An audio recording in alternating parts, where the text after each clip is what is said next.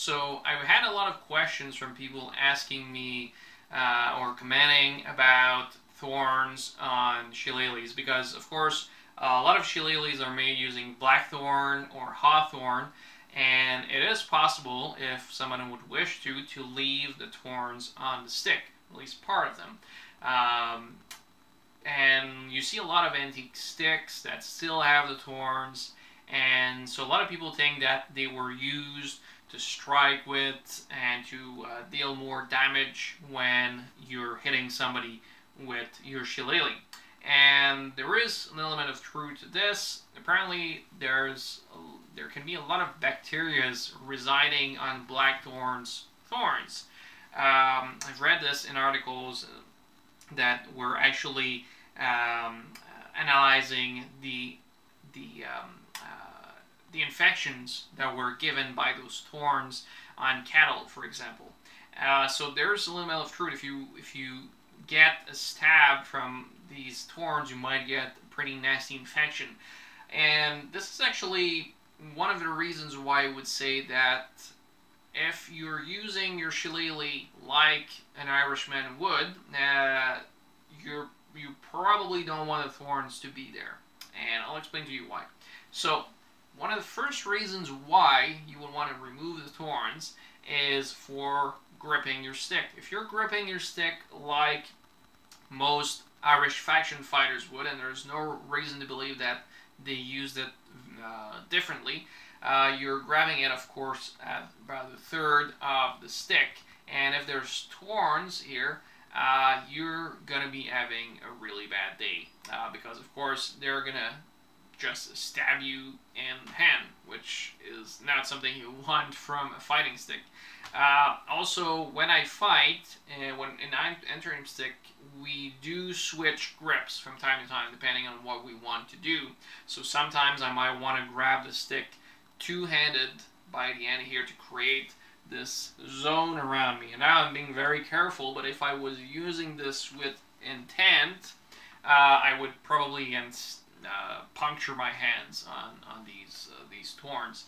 Also, sometimes you have strikes where your forearm will contact with the stick, and or you'll slide your hand on the stick to change position, all this, or block with two hands. So having the thorns on your stick just limits your options way too much, and becomes even a danger to yourself.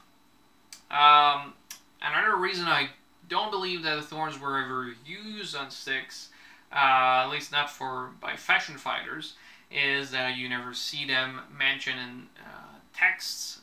You see them in, I think, a few articles I've read, but I seriously doubt the authenticity of the accounts in those articles. I think they were probably made by people who saw these thorn sticks and thought that they could be used as weapons. But also, I think that the only way they could really be used is if you use it like you would use a stick in la canne. So in the French art of stick fighting, you would grab the stick by the upper end, and then the thorns might come in handy because you might be able to deal a little bit more damage with them, on naked skin at least.